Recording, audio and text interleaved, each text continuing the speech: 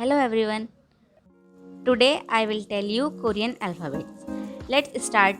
First of all, Korean alphabets are called Hanguel in Korean. There are 37 alphabets in the Korean language which are divided into 4 parts: 14 consonants, 10 vowels, 5 double consonant and 11 compound vowels. Double consonant are derived from consonant and compound vowels are derived from vowels. Let's learn how to pronounce them.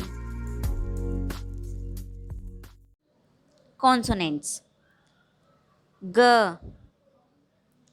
N, D, L, R, M, B, S, J, Ch, K, K, T,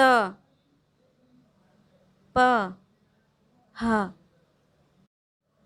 Vowels: A, Y, O, U, O, U, U, U, A, E.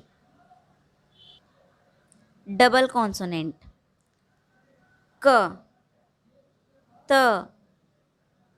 P, S, J. Compound vowels: E, E,